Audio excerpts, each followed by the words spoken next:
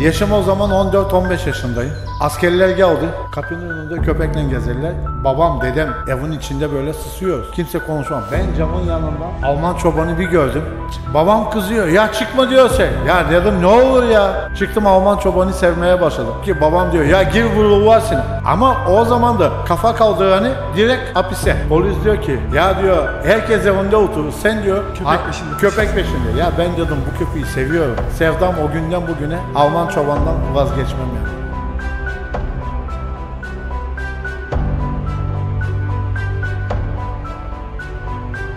Meydana gelsinler, daha iyisini çıkarsınlar, alkış var bende.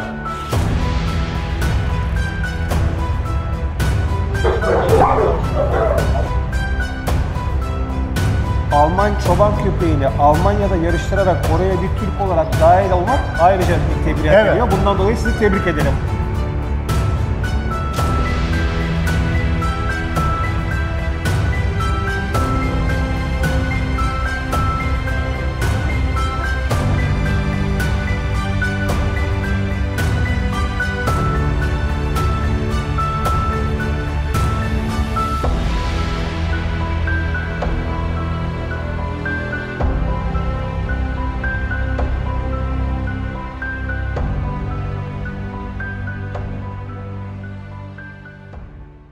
Yeni bir videodan herkese selamlar arkadaşlar. Türkiye'nin farklı noktalarını sizler için gezmeye devam ediyoruz. Bugün neredeyiz? İzmit'teyiz, Vontün'deyiz. Soner Reşit'le birlikteyiz. Türkiye'deki şampiyon Alman çoban köpeklerini yetiştiren müthiş bir isim. Bu videoda birbirinden harika Alman çoban köpeklerini göreceğiz arkadaşlar. Alman çoban köpeklerinden ilgili kıymetli bilgiler alacağız. Dünyanın her yerine yarışmalara giden, dünya şampiyonların kanatlarını takip eden bir çiftlikteyiz. Soner, izleyenlerimiz öncelikle seni tanısın. Öncelikle merhabalar. Nasılsın? Merhaba, teşekkür ederim Birol abi.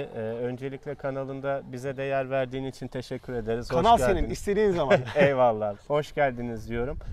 Ben Soner Reşit, 1994 Kocaeli İzmit doğumluyum. Aslen Bulgaristan göçmeniyiz. 29 yaşındayım, evliyim. 2 tane de çocuğum var. Maşallah, Allah bağışlasın. Amin abi, cümlemizin evlatlarını. Yaklaşık olarak 20 yıldır, 8 yaşından beri babamlarla, ailemle beraber Alman çoban köpeği üreticiliği ve yetiştiriciliği yapıyoruz.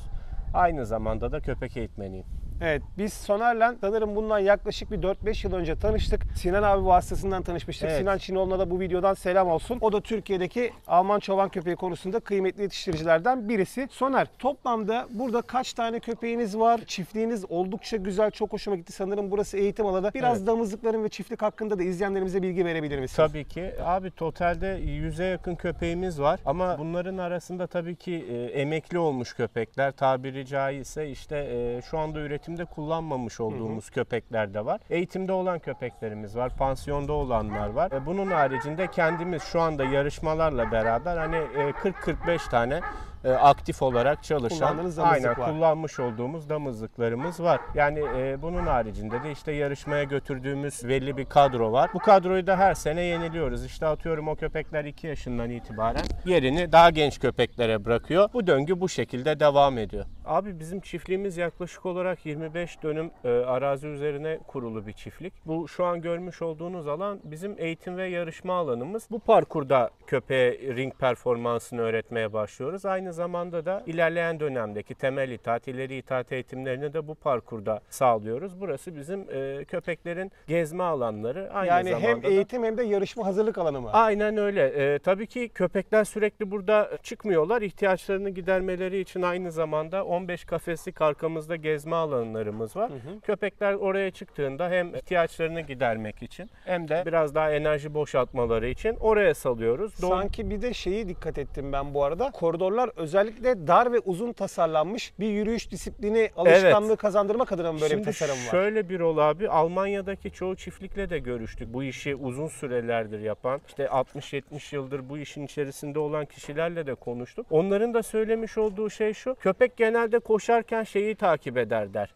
Çizgiyi takip ediyor. Yani çok büyük alandan ziyade daha köşeleri tercih ettiği için çok uzun koridorlar yerine, mesela geniş alan yerine sadece mesela biraz köpeğin gezebileceği yapabileceği kadar, sarf edebileceği enerjiyi harcayacak kadar Sıkıldın bir mı? alan Tamam, salacağız şimdi seni. yeterli olur diye söylediler. Biz de o yüzden o şekilde yaptık. Ama tabii köpekler birbirini gördüğü zaman mesela daha çok gidip geldiği için daha fazla enerji harcıyor. Bu da köpek için güzel bir kondisyon oluyor aynı zamanda. Ya bu arada bu yakışıklıyı bir anlatsana bize. Baksana biblo gibi poz veriyor maşallah, nazar değmesin. İzleyenlerin de dikkatini çekecek genç bir erkekten başladık videoya. Soner'le birlikte aramıza aldık. Kim bu Evet. yakışıklı? Abi şimdi şöyle başlamak istiyorum. Bu köpeğimizin ismi Leo Von Thuni. Babası Almanya'da, annesi bizim kendi üretmiş olduğumuz köpeğimiz. Geleceğin genç star adaylarından bir tanesi olacak diye düşünüyoruz. Kariyeri başladı mı? Geçen hafta olabilir, belki 10 gün de geçmiş olabilir. Bir hafta 10 gün önce İstanbul Şampiyonası düzenlendi. O yarışmaya katıldı. İlk yarışma deneyimi olmasına rağmen çok güzel bir derece elde etti. 12-18 ay erkeklerde birinci oldu. Irkının en iyisi olarak seçildi. Müthiş. Yani güzel bir kariyer başlangıcı yaptı. Benim 2 evladım var, bu da bir üçüncüsü. Süper. O kadar bağ kurduğun bir köpek diyorsun ha? yarışmada şampiyonluk almasa bile benim için gerçekten Yani özel ve güzel bir köpek. Senin gibi bir adam bir köpek için bu cümleyi kullanıyorsa demek ki bu gerçekten üst vasıflara sahip bir genç köpek. Evet. Çünkü 100 tane köpekten uğraşıp bu kadar üretim yapıp benim 3. evladım diyorsan nedir bunu bu kadar özel yapan meziyetler? Mesela biz yıllardan beri Alman çoban köpeği denince K9, işte kurt köpeği. Biz Tarkan'ın Atıl Kurdu'ndan başladık. Sonra bir film vardı. İsmini hatırlayamıyorum. Hatırlayan değerli takipçilerimiz buraya yazsın. Yanında Keşfe bir polis vardı, yanında sürekli Alman çoban köpeğinden takılan benim çocukluğumda. O zaman ilk bu ırka aşık olmuştum. K9 olarak aklımızda kaldı. Yani herkes Alman çoban köpeği biliyor. Alman çoban köpeğini bu profesyonellikte izleyenlere nasıl anlatabiliriz yani? Bu köpeği bu kadar özel kılan şey ne? Şimdi Birol abi şöyle başlamak gerekiyor.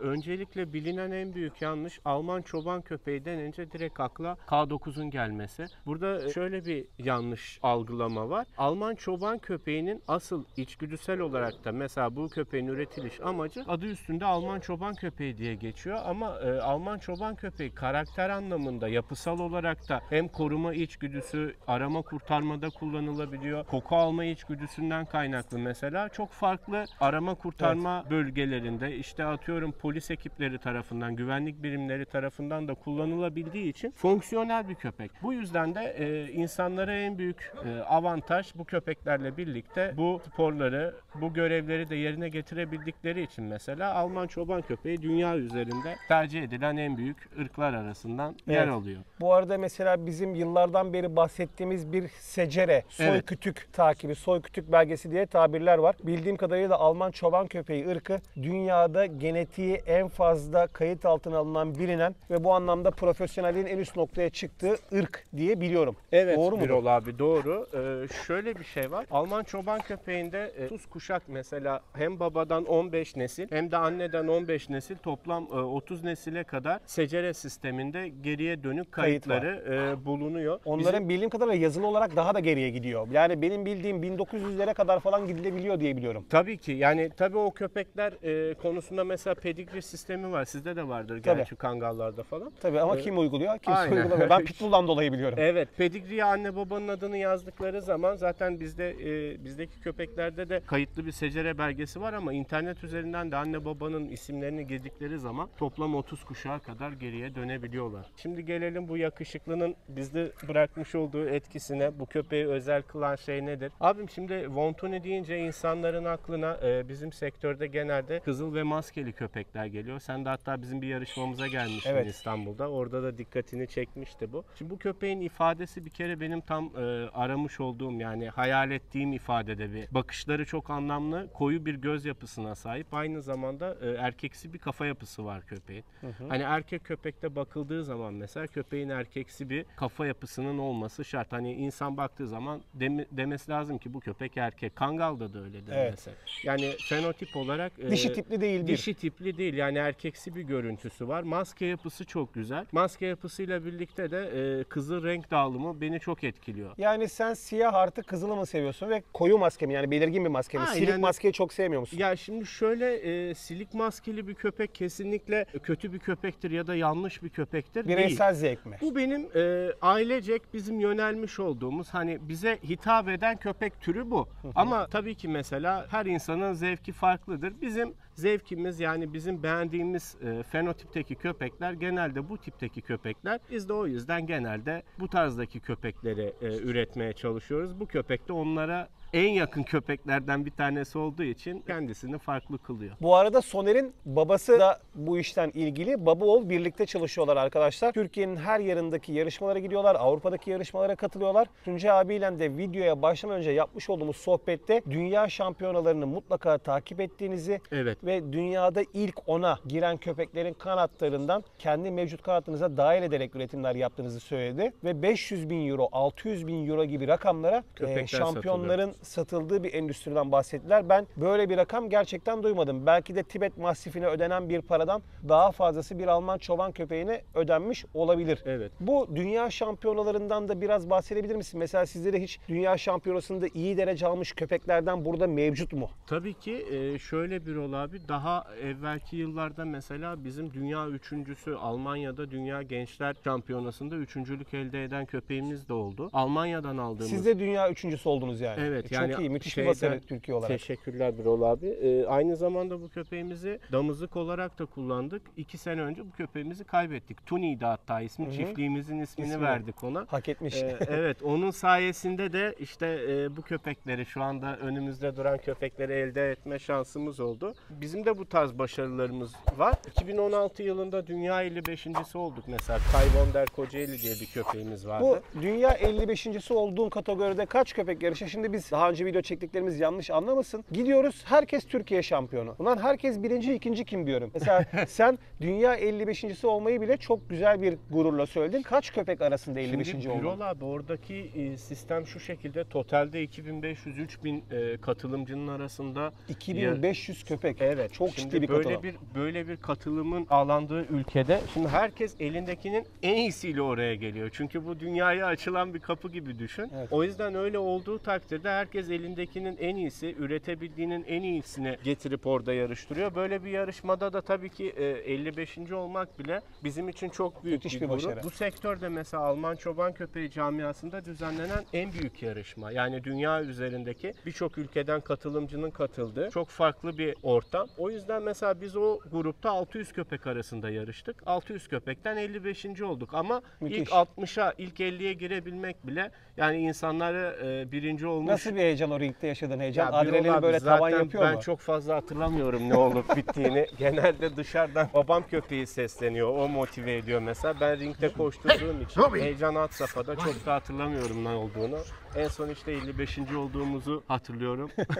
Ondan sonra videolardan falan takip ettim köpeğin performansını. Müthiş bir deneyim. Bu arada şu anda dünyanın en meşhur Alman çoban köpeğinin ismi nedir diye sorsam sana göre bence 2023 yılında tüm Alman çoban köpeği camiasının bir numarası dediği bir köpek var mı böyle açık ara kendini? User diye bir köpek var mesela. User 2023 yılında dünya şampiyonu oldu. Vermiş olduğu yavru grubuyla da kendini çok güzel kanıtladı. Hatta biz de onun bir yavrusunu transfer ettik. Birazdan size onu da göstereceğim. Şu anda 6 aylık falan. Hatta ona da Tuni ismini verdik. Çiftliğimizin Yani ismini bu verdik. aslında işinize gösterdiğiniz saygıyı gösteriyor. Evet. Bu kadar yarışmayı takip et. Çok ciddi eforlar. Bir de dünya şampiyonunun direkt yavrusunu buraya almışsınız. Özel değilse sizin açınızdan ne tarz bir maliyet getirdi bu size Soner? Ya Birol abi, şimdi şöyle söyleyeyim. Almanya'da normal bir yavru, yani çok ekstra ya da çok üst vasıfta bir yavru almak istediğiniz takdirde bu tarz yavruların fiyatları 2500-3000 euroları. Sadece köpeği satın almak için ödeyeceğiniz bir maliyet.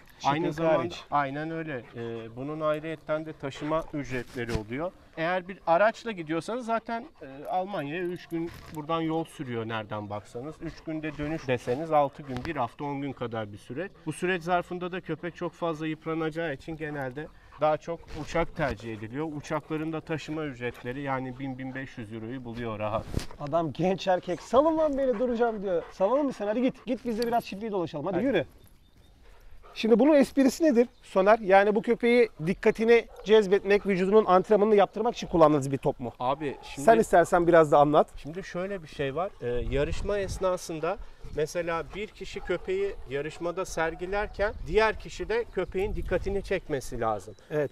Eğer köpeğin karakter yapısı buna uygun değilse içeriden koşan köpek mesela sahibi dışarıda koştuğu zaman sahibiyle birlikte orantılı şekilde sahibi nereye gidiyorsa onu araması lazım ki ring performansı göstersin. Bu esnada da köpeğin yürüyüşüne, ayaklarının açısına, yürürken mesela köpeğin omuz yapısına, bazı köpek var çok güzel mesela ama sahibiyle birlikte bir kontakta olmadığı zaman kendini sergileyemiyor. Bu da köpeğin geri düşmesini sağlıyor. Biz de ne yapıyoruz mesela? Köpeği bir şeyin odak noktası haline getiriyoruz. Atıyorum topu seviyorsa topu, işte başka bir oyuncağı seviyorsa da başka bir oyuncağa yöneltiyoruz. Bu şekilde mesela ringin kenarından ben bu topu gösterdiğim zaman köpek de bu sefer topunu aramaya başlıyor. O zaman işin temelinde en iyi şov duruşunu sergilemek, sürekli olarak en iyi kondisyonu aynen öyle. dağılmasın Yani ilgisi hakem diye. çünkü köpeği ringte ya 2 defa ya da 3 defa kontrol altında izliyor. O kontrol altında siz köpeği en güzel şekilde gösterebiliyorsanız hakem köpeğinizi öne alma şansı var. Atıyorum yarışmada 3. başladınız ama köpeğin ring performansı çok iyi. 1. de bitirebiliyorsunuz. Bunu yapmak için de işte dışarıdaki çağıran kişinin köpeği ya çok iyi motive etmesi lazım Şimdi ya bu da adam- oyuncağına odaklanması lazım. Şimdi bu adam şu küçük kırmızı top dalgasına İstanbul birincisi mi oldu? Oğlum Evet, ben evet. sana alayım bir top, hiç uğraşma bu işlerle. Gerek yok. Oynasam burada bütün gün.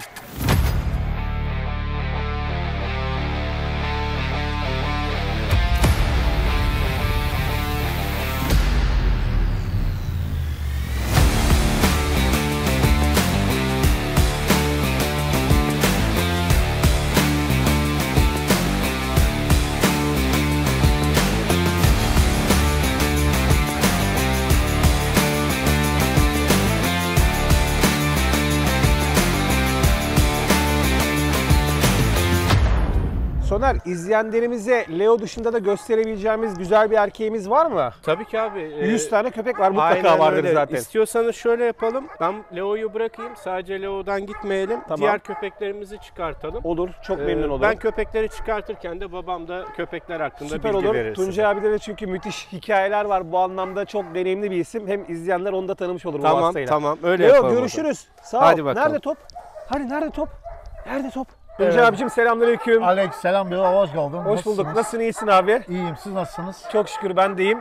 Tuncay abi de benim gibi Bulgaristan göçmeni. Tabii onlar bizden çok daha aktifler. Benim dedemler oradan gelmişti. Evet, biz de 1994'te geldik. Muhacir, yani macir deniyor değil mi abi? macir aynen. Aynen. Gitmeye devam ediyor musun abi? Tabii gidiyoruz. Yani gelen akrabalarımız orada var. Gelip gidiyoruz yani. Dayı var, akrabalar var. Bu arada abi hiç yaşlanmıyorsun. Tanıdığımdan beri hep aynısın, maşallah var. Yani ne bileyim yani çalışıyoruz, koşturuyoruz. Rabbim Yani, emeklerinizi zayi etmesin abi. sağ olun, teşekkür ederim. Tuncay abi de Soner'le birlikte Vontuno ekibinin bir parçası. Baba oğul, hatta anneleri de burada her anlamda onlara Evet. destek oluyor, eşiniz. Aynen, eşim.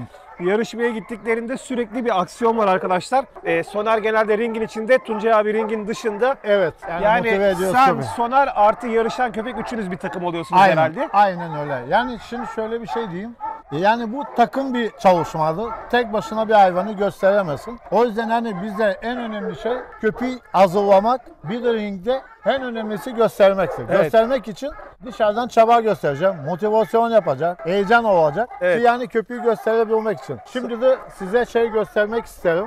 Yani bu hayvanı mesela, bu köpeğimin ismi Kimbu Wonder Kocaeli. Eşimin üzerine bunun soyadını verdik. Yaşlı bir erkek herhalde. Yaşlı bir erkek, 9 yaşındadır. Ona yakın bir köpeğim. Dede olmuş artık. Dede olmuş. Evet, deminki köpeğimin Leo'nun dedesi. Şimdi bunun çok yavrusu bende var. Yani genellikle bu köpeğimden dişi de erkek köpek de çok ayırmışım. Yani Türkiye'de bu köpeğimizi tanımayan yok bu camiadan. Yani yavrusunu almak için hatta hala sıraya girenler var. Tabii ki herkese de yavrusunu vermem. Yani Bingo! bunun soyu çok iyi soydan gelen. Yani çıkan yavrusu 100 kalitede bir köpek olur. Az önce gördüğünüz o torunu olmasına rağmen çok güzel, yakışıklı kızları var. O yüzden yani bu köpeğimin de annesi dünya birincisinin kızıydı. Şöyle diyeyim, soyu bir önceki 2008 senesi Almanya'dan bir köpek almışım. Tamara Reyeseper'le. Dünya birincisinin kızıydı. Yani kalitesi çok yüksek kalitede bir köpek. Çiftliğimi kurduğum köpeklerin genlerinden biri. Yani 20 senelik bir emeğim var bu köpeklerin içinde. Yani benim baktığım köpeklerin tarzı koyu pigmentte. Mesela normalde biraz sonra dünya şampiyonunun oğlunu göstersem size. Tamam. 2022'nin. Ama onun pigmenti mesela böyle değil. Ama benim dişi köpeklerimin pigmentleri çok iyi olduğu için tamamlıyor. Yani ben onları benim kendi dişi köpeğimle çiftleştirdiğim zaman istediğim köpeği elde edebilirim. Peki Yani- yarışmalarda da koyu pigment hakem için bir artı oluyor mu? Kesinlikle. Şimdi mesela şöyle diyeyim. 50 tane köpek olsun ringte. Koyu pigmente bunun tarzında bir köpek olduğu zaman daha başar başlamaz en peşin hakem Evet. onu bir inceler. Tabii ki anatomisi de çok önemli. Biz sadece köpeğin şöyle diyeyim rengine bakmıyoruz. Anatomik olarak da iyi olacak. Ama renk tonu güzelse herkes tercih eder koyu tonu. Yani genellikle müşterilerde, insanlarda herkes ister koyu pigmente olsun köpek. Bu arada şiven müthiş abi. Yemin ediyorum Trakya topraklarına gittim. Abi kız hanım sen şampiyon musun be ya? Evet. Bir de öyle anlatsana abi bunu. Yani- Abi kız hanım sen şampiyon musun be ya? He? Evet, şampiyonum. Saat kaç abi? Saatim. 3'ü 5 geçiyor. Evet. Müthişsin abi ya. Gerçekten. Yalnız ben sizin buradaki ailecek bu olaya hayranım. Dağın başına gelmişsiniz. Süper bir yer yapmışsınız kendinize. Evet. Çok huzurlu bir ev var. İnanılmaz bir efor. Yani bu Evet. kadar köpeğe ilgilen. Her bir aşamasında uğraş. Çok ciddi bir süreç. Eşleştir, yavruyu al. Bir de işin ilginç bir tarafı var. 65 santimin üzerine çıkmaması gerekiyor diyorsunuz. Evet. Şimdi diyelim ki köpek çok güzel, pigmentasyon güzel, kemik güzel, renk güzel, her şey güzel. 67 oldu. Ne yapacağız abi? Abi şimdi şöyle diyeyim. Köpeğin boyutu yüksek olduğu zaman tabii ki insanlar da bizim Türk insanı büyük köpeği seviyor. Yani 67 santim olduğu zaman düzgün bakacak bir aile olduğu zaman emin olduğumuz zaman ki köpeği yani kötü bir niyetle Yarışma kariyeri bitiyor mu? bitiyor. Ne diyorsun ya? Evet, yani bizde 67 santim köpek yarışamaz. Yarışamaz şöyle damazlıkta kullanabilirsin. Evet. Ama mesela 50 tane köpek var ringte. 50 tane köpeğin içinde sen gittiğin zaman, hakem oluştuğu zaman ilksini atıyorum koyar 15-16'ya geriye. Ama köpeğin performansı gösterir, çaba gösterir. Diğerleri önünde iyi gitmez, 1'e koyar bir o. Ama yılkanda başlarken offside'dan geri düşersin. Alternatifi varsa bir abi atıyorum mesela birbirine yakınlar. Atıyorum bir tanesi 67, diğeri 65 ise hakem ilk tercihini 65'ten yana kullanıyor. Değil mi? Yani ondan sonraki atıyorum 3 tane aynı kategoride köpek var aynı sırada, aynı düzeyde. Bakıyor hangisi standartlara en uygun. 65'ten geriye doğru gitmeye başlıyor. Muhakkak vardır bir bildikleri. Çünkü bunu 67'ye çekseler 70'i gelecek. 70'e çekseler Evet, 72'si şimdi gelecek, şöyle değil mi? diyeyim. Sene 2007 senesi, 2006 seneleri dünya şampiyonasına gittiğimiz zaman standart 67-68'lerde yarışırdı. Ama köpeklerin boyu büyüdükçe köpekler çok antavlaşmaya başladı. Alman çoban köpeği antavlığını sevmiyorlar. Köpek hareketli olacak. Yani duruşunu daha doğru sergiler. 10 yaşında bir köpek böyle bu hareketlerle çetmez. O yüzden yani bizim için köpekte standart 64 ile 66 santimin bunu konuşuyoruz erkek için. Yani dişilerin standartı 55 ile 60 santim arasıdır. Yani dişiler daha küçük olur. O yüzden genelde 66 santim olan erkeğimizi dişide kullanırız 55-56 santim. Evet. Dengeyi yakalamak için. Dengeyi yakalamak için.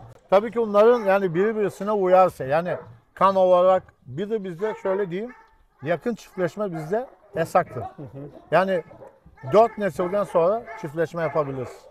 Şu ana kadar Türkiye'deki katılmadığınız bir yarışma yok bildiğim kadarıyla. Yok. Yani- Yurt dışlarına da gidiyorsun değil mi abi? Evet yani şu an Türkiye'de bütün yarışmalara tabii ki VUS dediğimiz dernek bizim Ve US. evet VUS. Yani VUS'ta katıldığımız bütün yarışmalarda yani gidiyoruz. Dernek düzenlediği zaman bir yarışma katılırız. Bu şimdi az önce kim bunun bir oğlu.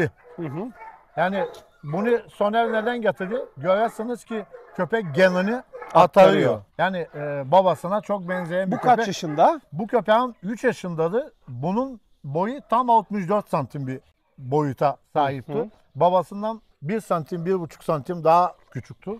Annesi de dünya dördüncüsünün kızıdır. Kalite olarak yüksek kalitede bir köpeğimdir. Yani bunun da çıkan yavruları var. Yani bunun da gerçekten çok güzel bir ailesi var. O yüzden yani genellikle devam ediyoruz. Bir taraftan kendi katım, bir taraftan da senede her sene yurt dışından yeni bir köpek alıyorum. Yani kendinden sabit tuttuğun hep bir hat var. Evet. Yeni şampiyonlardan da bunların içine dahil ederek denemeler mi yapıyorsun? Evet, evet. Yani çünkü şöyle bir şey var. Her zaman hep aynı bir kanla bir yerde çalışırsan yerinde sayılmış gibi olursun. Yani kalite yükselmiyor. Yani mutlaka dışarıdan bir kan Kan dahil almak etmek gerekiyor. lazım. Evet. Şimdi her sene dediğim zaman yani bir köpek aldığım zaman mesela bu sene dünya şampiyonluğunun oğlunu almışım. 2 sene sonra oradan faaliyetimiz çıkar.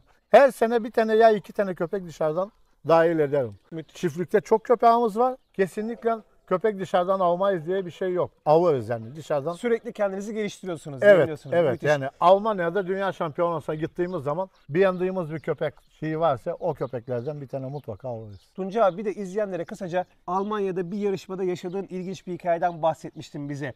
Onu anlatabilir misin? Almanya'ya gitmişsiniz. Yarışmayı izlerken hani Evet.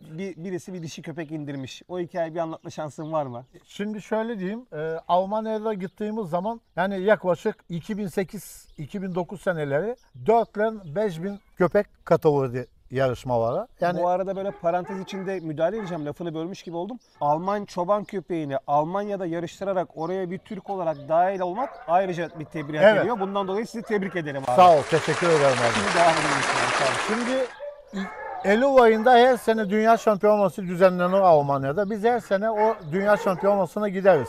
Şöyle bir şey var. Oraya katılmak için mesela köpeğin 12 ay ile 24 ayın arasıdır. Yani denk gelirse o gruba girmesi köpeğin mutlaka şey yapıyoruz. Yani köpek götürürüz. Mesela bu sene bir tane köpeğimiz var. Yaşı tutmuyor dünya şampiyonası için. Ama gelen sene kısmetse onu dünya şampiyonasına gene götürüyor. Dünya şampiyonasına gitmek için çok basit bir şey değil. Köpeğin 1 yaşındayken kemik yapısını çektiririz, röntgenlerini yaptırırız, DNA testini yaptırırız. Bir de Alman hakemden en az 3 tane not alması lazım. 3 tane not dediğin zaman bu köpek lazım Almanya'da 3 kere Almanya'ya gitsin. Evet. İyi not alacak, iyi not aldığı zaman da o zaman hak kazanır girmesi için dünya şampiyonası. Yani sıradan buradan köpeği alayım, Almanya'da yarışmaya gideyim olmuyor. Yani prosedür çok uzundu. Almanya'da şimdi mesela gittiğin zaman mesela köpeğin çok güzel olduğu zaman talepleri çok olur. Şimdi Almanya'da gittiğimizde bir tane köpek Soner çok beğendi. Adamın evinde baktık. Adama sorduk ki abim bu köpek yarışacak mı? Adam dedi yok bu köpeği ben diyor yarıştırmayacağım. Soner der ki ya köpek o kadar güzel adam köpeği yarıştırmıyor. Bundan sonra böyle bir adamla sohbet ederken adam da aynı Soner gibi köpeği pozda tutmaya başladı. Evet. Bir baktık adamlar başladı toplanmaya. Bir arkadaş geldi oradan, Çinli bir arkadaş. Sordu bu köpeği satıyor musun? Adam dedi satıyorum ama dedi bu köpeği dedi herkes alacak gücü yok. Adam da böyle Adamda da yalnız nasıl bir özgüven Ha, varmış. adam da öyle bir güldü ki ona. Ya dedi ben dedi sana sormadım dedi ki gücün var mı yok mu? Ben sordum sana satar mısın satmazsın. Adam da dedi Oo, Çinli de sağlamış. Parayla imanın kimde olduğu belli olmaz arkadaşlar. evet. Ondan sonra arkadaş da dedi ki tamam dedi satarsan ne istiyorsun? Adam dedi ki 300 bin euro istiyor. 300 bin 300 euro. bin euro evet. Köpek hiç çalışmamış. Ondan sonra da adam dedi ki ben sana dedi 300 bin euro değil 350 bin euro veririm. Adam da böyle bir Çinli afav- nasıl ezmiş Ha. ama ya yemin ediyorum. Adamı böyle bir ezdi. Adam da ondan sonra böyle şaşırdı. Çinli arkadaş çağırdı hemen yanındaki adamı. Oğlum çantayı getir. çantayı Benim kumarım getir. biter. Adam hemen Alman hemen hop sindi. Olmaz diyor. Burada öyle bir şey olmaz diyor. Tamam diyor. Çekildiler kenara. 2 hafta sonra baktık köpek Çin'de. Gitmiş değil mi? Köpek gitmiş. Adam köpeği olmuş. Abi demek Ye. ki bu işte böyle bir şey var. Hani internette bir resim vardı. İzleyenler hatırlar. Kimilerinin diyor kendini ispatlamak için yarışmaya ihtiyacı yoktur. Evet. Senin gözünde de bu kadar üst düzey bir köpek miydi abi? Evet, Hani yani üst düzeyde- çılgın mı para ödemiş Çinli ayrı konu da. Şimdi şöyle diyeyim, köpek güzel olduğu zaman Çinliler köpeği alıyor. Yani köpek Çinli için mesela bir örnek versem, dünya şampiyonasına bağış yapan adamlar var mesela. Almanya'da en büyük bağışı o sene 70 dolar 5.000 euro. Almanlar, Çinli 100 bin euro bağış yapıyor. Çinli 100 bin euro. 100 bin euro bağış yapıyor. Aynı Çinli bir tane köpek Almanya'dan 500 bin euroya satın aldı. Yani Vay Çinliler yani bu köpekler öyle bir para verir ki yeter ki beğensin. O yüzden de Demek yani, ki dolar milyarderi çok abi Çin'de. evet, Nüfus kalabalık ya. Evet. 4 milyar tane adamın içinde zengin sayısı daha fazla demek ki. evet O yüzden kesinlikle öyle. alıyorlar. Yani çok büyük paralar veriyorlar. Bu arada ben izleyenlerimize bir de şunu yaşatalım istiyorum. Eğer uygunsa Babaoğul Burada bir yarışma olayını bir simüle edebilir miyiz? Mesela genç erkeğimiz var diye eğer Var. uygun görürsen. Ben şunu yapalım istiyorum mesela. Diyelim ki izleyenler şu anda senden birlikte baba oğul ringdesiniz, tamam mı? Ben de şurada Evet. hakemim. Dümenden bir hakemlik Aynen. yapayım. Nasıl oluyor bu olay? Sen ilk önce bana bir anlat abi. Ringe mesela Soner şimdi... Sen neler yapman gerektiğini biliyorsun da ben hakem olarak neler Yok, yapacağım. tamam ben şimdi size izah edeceğim. Tamam. Soner köpeği burada mesela şov duruşunda tutar.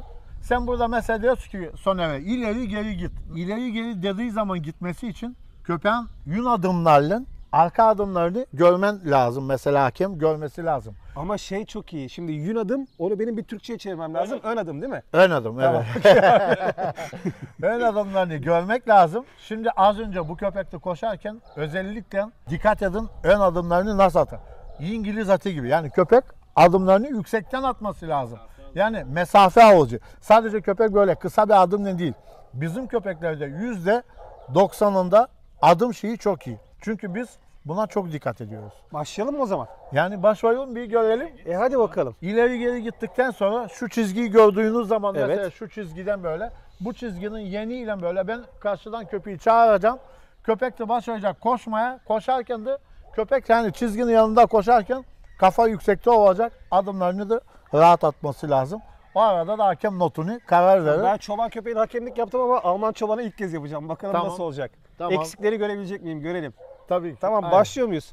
Evet. Şimdi evet, yarışmayı simüle ediyoruz arkadaşlar. Yarışma alanına geldi şimdi. Ne yapıyor ilk önce hakem mesela? Bir Sonra- dişlere bakıyorlar değil mi? Basış Abi, doğru mu diye. Birinci o- aşama. Yarışmaya daha başlamadan dişlerine böyle köpek Tamam. dişlerini göstermesi Şu lazım. anda makas çene güzel. Testislere bakıyor. Sağlam mı diye. Mesela benim dokunduğumda bana agresyon yapmaması Yapmaz. lazım değil mi? Yapmaz. Testislerine bakıyoruz. Evet. İki topta da hiçbir sorun yok. Sonra ne yapıyoruz? Bana doğru git gel mi yapıyoruz? Yok. Öne arkaya. Şimdi öne arkaya mesela Tamam. sonra gitmesi lazım. Bak böyle giderken mesela bak adımlarını düzgün atıyor arkadan baktığın zaman. Bana doğru gelmesi lazım. Evet, Evet. bak o senin dediğin ayak atış işini yapıyor bak. Aynı. Aa, ayaklarını nasıl yapıyor ya? Şaka gibi. Hayya! Hey! Hey!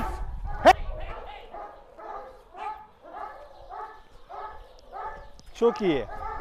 Haydi! tempo Soner, Let's go! tempo, Hey! tempo. Haydi! Hey! Hey! Hey! Hop! Gösterdi mi? Hey! Hey! Hey ya! Hey! Müthiş. Şu anda bu bahsetmiş olduğumuz şeyi görsel olarak izleyenlerimize göstermiş olduk. Şunu yapıyor.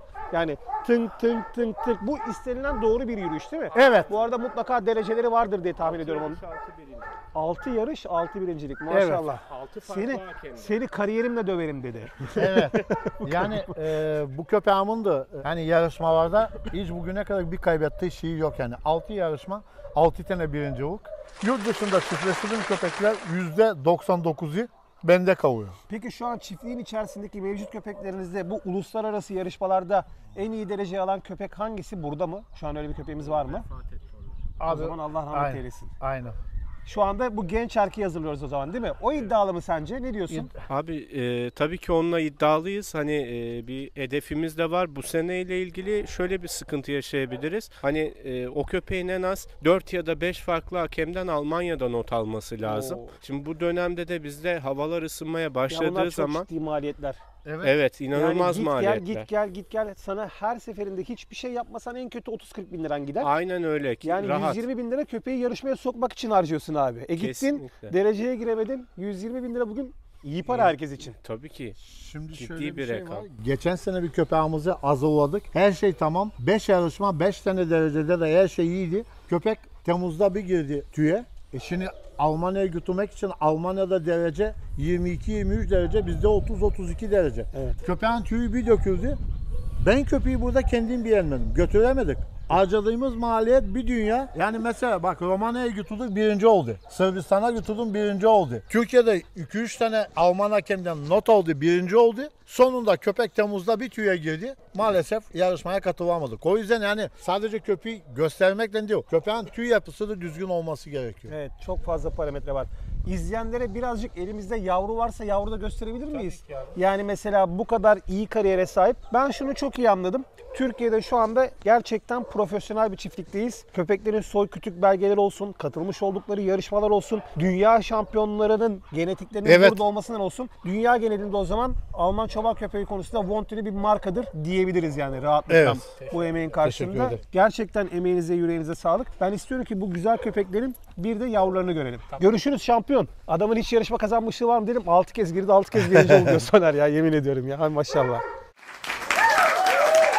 Secere diyorsunuz, dünya şampiyonu diyorsunuz. Bu kırma olmasın bak. Emin misiniz bunu? Alman kurdu oldu. Aşılar mı bitmedi? Tamam o zaman. Şimdi işin esprisi bir yana Soner. Efendim abi. Kulakları şu anda kırık ya. Alman çoban köpekleri ne kadar sürede kulaklarını dikiyorlar? Birol abi şimdi... Yani direkt dikik doğmuyor. Yok, hayır. Alman çobanda şöyle bir şey var.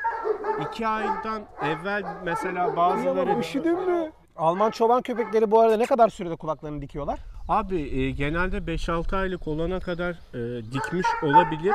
Ama şöyle bir şey var. İri kemikli yavrularda, mesela kemik yapısı daha iri olan yavrularda, örnek olarak bu köpeği verebilirim size. Bu yavrumuzu gösterebilirim. Kıyamam. Üşüdün mü sen? Titriyor. Dikkat ederseniz mesela kemik yapısı çok iri bir köpek. O yüzden de kıkırdaklar da daha yumuşak olduğu için, mesela daha büyük olduğu için biraz daha geç dikebilir bu tarz yavrular. Ama eklem destekleyici de kullanabilir değil mi kulakları dikmesi için? Kesinlikle bu tarz durumlarda mesela glikozamin takviyesi kullanabilirsiniz. İşte yoğurt, yumurta, bu tarz şeyler de bunlara hep etken.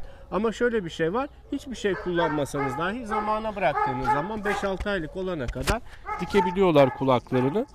3 aydan sonra da diş değiştirme dönemine başladıkları için vücuttaki protein miktarı dengeli olarak her tarafa gitmediğinden dolayı kulaklarını bazen dikip bazen indirebiliyorlar. Evet, iri yapılı bir yavru olacak. Masküler bir yavru yani belli. Bu köpeğimizin ağzı falan kalın. Bu köpeğimizin dedesi dünya birincisi olan bir köpek. Brezilya'da üretilmiş olan bir köpek babası. Şu anda bir dünya şampiyonunun torununu mu görüyoruz? Aynen yani? öyle. Anne taraftan da babası dünya birincisi. O da Çin'e satıldı ama 2016 yılında Nedir bu derece o şampiyon olan köpeğin ismi? Buraya ekledim ki izleyenler görsün. Mondo Chasa Palomba diye bir köpek o var. O ne abi, nasıl bir isim bu böyle? İtalyan üretimi abi.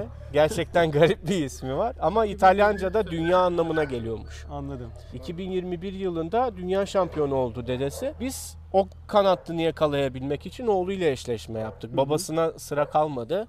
Sıra gelmediği için biz de dedik oğlunu kullanalım. Elimizde Baden von Lülün diye bir dişi var. Onu da yurt dışından aldığımız bir köpek. Nedir peki bir dünya şampiyonunun eşleşme bedeli, stat bedeli? Şu an 2000 euro civarında abi. Güzel bir köpek de, yani gerçekten ön sıralarda yer alan bir köpek de. Çiftleşme yapmanızın, sadece çiftleşme spermin dişiye verme bedeli 2000 euro. Ki oradan sonrası adamı ilgilendirmiyor. Köpek doğurmuş, doğurmamış, tutmamış. Peki gidip bizzat eşleşme mi yapıyorsunuz yoksa dondurulmuş sperm satıyorlar mı? Hayır. Direkt buradan köpeğinle birlikte gidiyorsun. Çiftleşme gerçekleşiyor abi. Sen adamın ücretini ödüyorsun. Sen yoluna, ben yoluma. Doğdu doğmadı.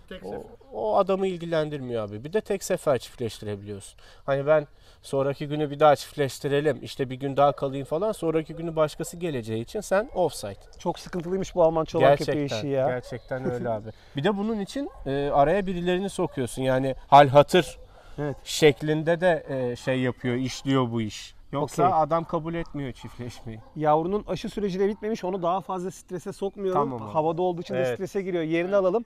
Bir de bahsetmiş olduğun köpeklerin salım alanı vardı ya. Evet. İzleyenlerimize oraya da gösterebilir miyiz Tabii mümkünse? ki, tabii ki. Tamam, hadi o zaman yavaş yavaş oraya doğru gidelim.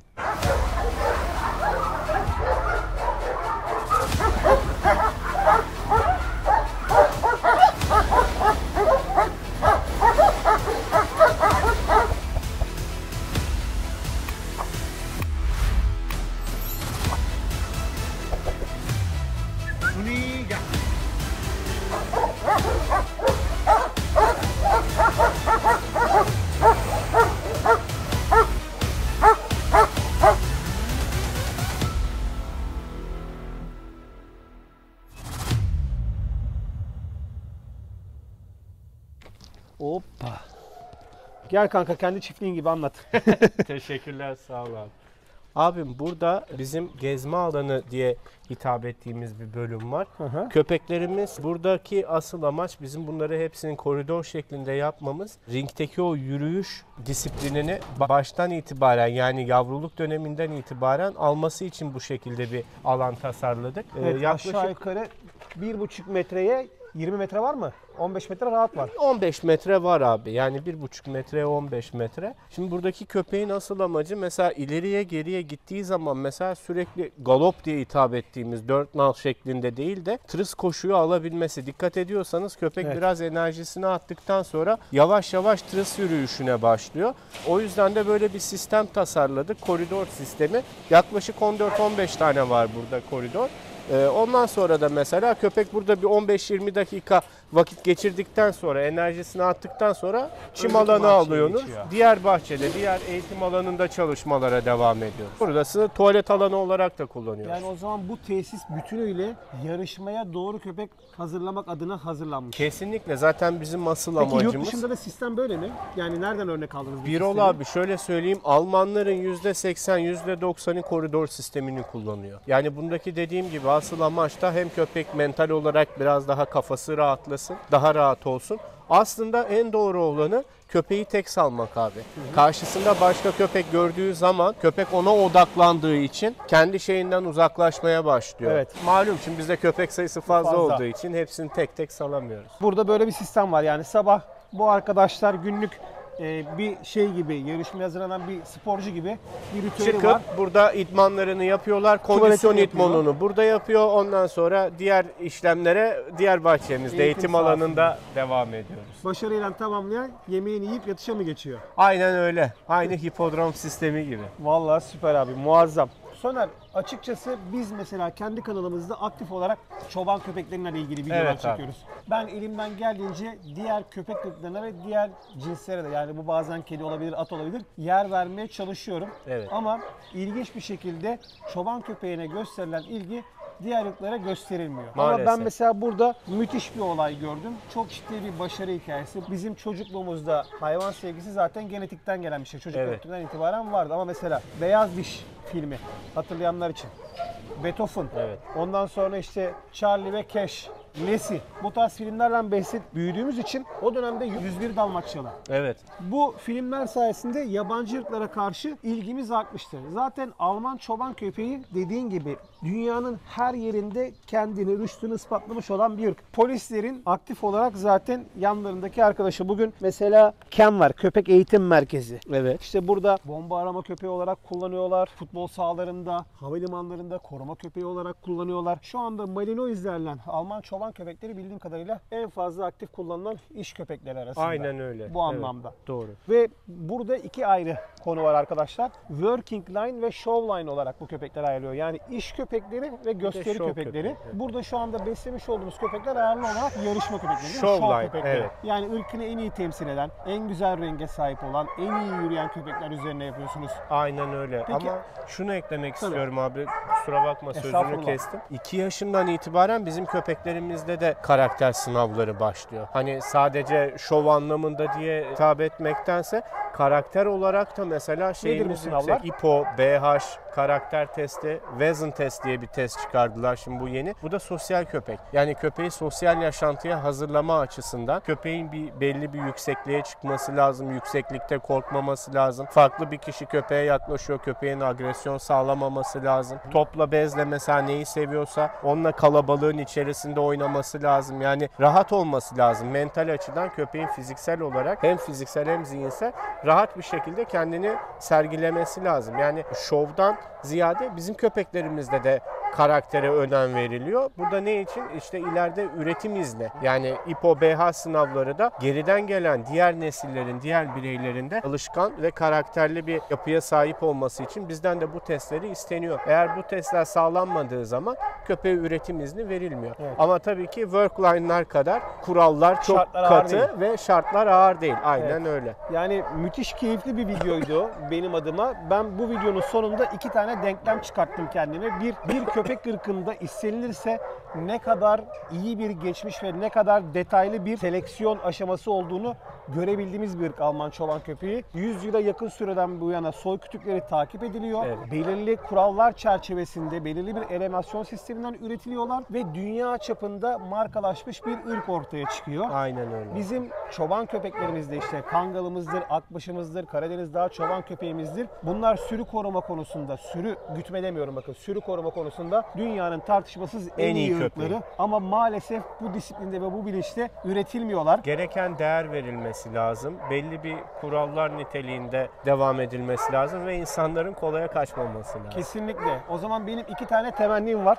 Videoyu da o şekilde kapatacağım. Bir, inşallah yerli ırklarımızda da gün gelir 20 yıl sonra, 30 yıl sonra biz yaşlandığımızda bu seviyeye gelir bizim ırklarımız. İnşallah. Birinci İnşallah temennim daha bu. iyi seviyeye gelir bunlar. İkinci temennim de ne biliyor musun? İnşallah bir gün Soner'in yanında şöyle bir video yaparız.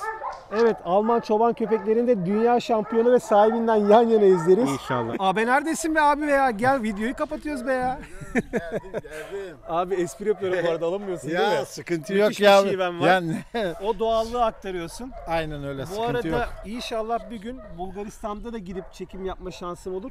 Yıllardan bu yana orada olan hemşerilerimiz sanki, yani Naim Süleymanoğlu'nun filminden de bilirler. Evet. Orada çok üzücü bir hikayeyle karşı Evet. karşıyaydınız. Bilmiyorum, belki Evet. senin dedelerin, babaların da aynı şeyleri yaşadılar. Belki Yok, sen ben de yaşadım. yaşadın mı abi? 1986'da ben yaşadım bunu. Biz yaşadığımız için buraya Yani ben geldik zaten. onu yaşadığım için, bak şöyle bir şey, gene bir hikayeye gireceğim ama Tabii ki abi. neyse söyleyeyim. Yaşım o zaman 14-15 yaşındayım. 16 yaşındaydım. Askerler geldi. Kapının önünde köpekle gezerler. İsim değiştirecekler. Babam, dedem evin içinde böyle susuyoruz. Kimse konuşmam. Ben camın yanından Alman çobanı bir gördüm. Dayanamam. Bir çıkacağım. Babam kızıyor. Ya çıkma diyor şey. Ya dedim ne olur ya. En fazla zaten ismi değiştirecekler. Çıktım, Alman çobanı sevmeye başladım. Adam diyor ki, babam diyor ya gir vurulvar seni. Ama o zaman da kafa kaldıranı direkt hapise. Ben de çıktım, Alman çobanı bir sevdim böyle. Polis diyor ki ya diyor herkes evinde oturur. Sen diyor Köpek peşinde köpek koşuyorsun. peşinde. Ya ben dedim bu köpeği seviyorum. Ya. Yani sevdam o günden bugüne, Alman çobandan vazgeçmem yani. Müthiş Seviyorum. abi. Rabbim başarılarınızı daim etsin. Amin. Bugünkü ben sohbetten çok keyif aldım.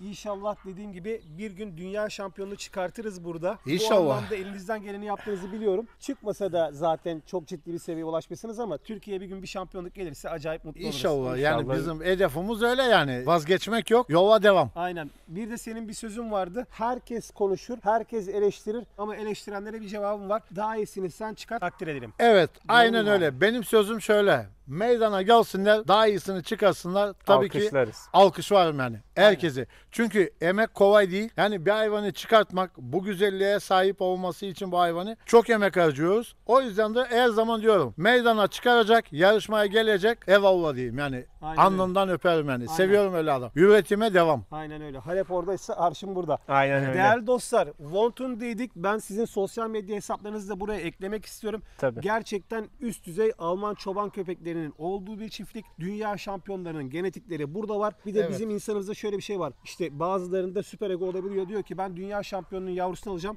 Aramanıza gerek yok. Tüm genetikler burada mevcut. İzlediğiniz için teşekkürler. Videomuzu beğenmeyi, paylaşmayı ve yorum yapmayı unutmayın. Sizlerin sayesinde bu kıymetli üreticileri daha fazla kişiye izletmek amacımız. Allah'a emanet. Görüşmek üzere. Görüşmek üzere.